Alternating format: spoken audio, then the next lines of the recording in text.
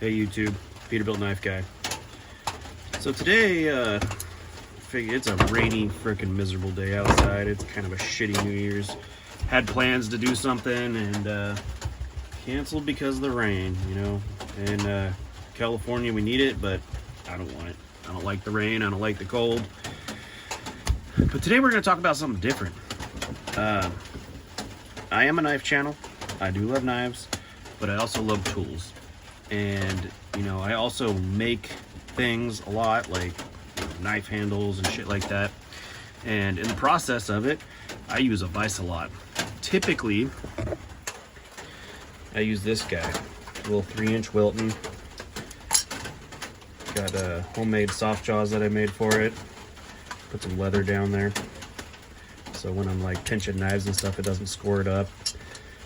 Great little vise, but sometimes I just need something bigger. That's where this big guy comes in. I say big, but it's not big. It's only a 4-inch vise. It weighs probably about, I don't know, 70 pounds. Definitely not the biggest vise I've ever owned. I've had vices that weigh 200 pounds in my little tiny shed. But I needed something bigger.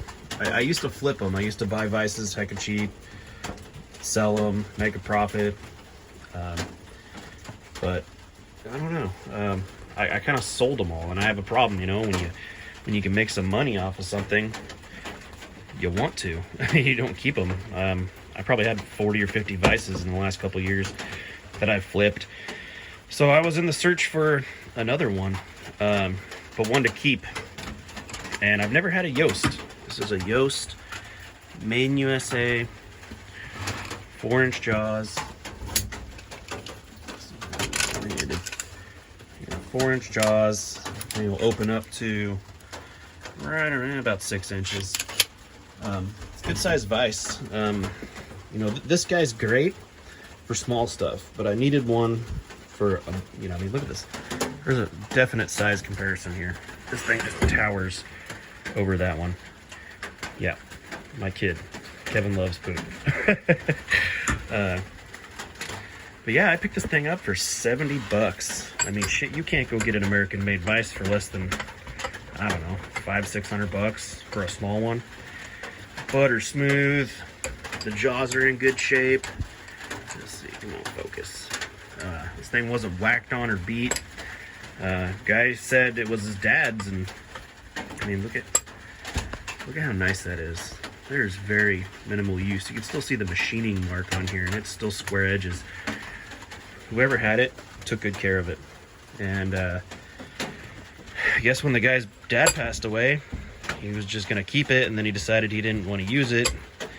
And that boggles my mind, because who doesn't want a nice big USA made vise? Another thing I find interesting on this, clamping power.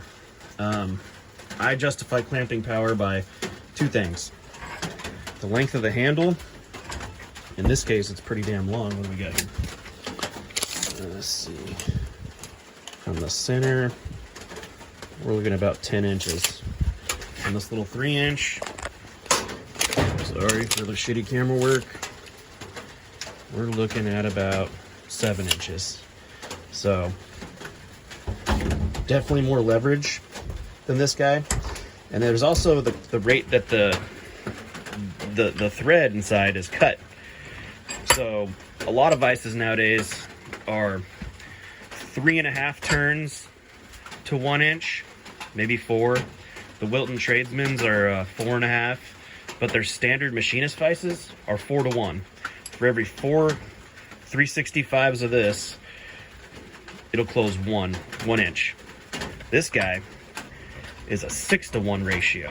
So you really gotta frickin', you know, it's not a fast vise, but man, if you put something in here, it is gonna clamp it down, because, you know, it's all about gear reduction. This is also a 6 to 1. Their little ones were made 6 to 1. But it's funny, when you jump up to the 4-inch, you don't get a much longer handle, but it's a 4 to 1 ratio. So this guy will actually clamp harder than a 4-inch Wilton.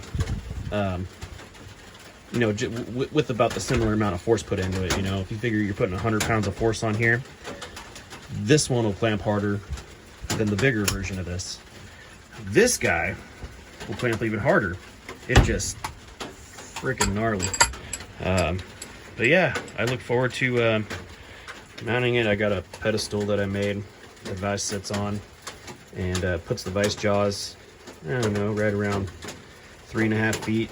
So when you put something in there, it's a good level to work on. If I had this up on the bench and I'm trying to saw something, this is like just right at my chest, and you working like way up here, and yeah, no good. But anyways, yeah, I look forward to using this for making knives and stuff. And I know this is not a knife review. Hey, but there's a knife, so we're good now.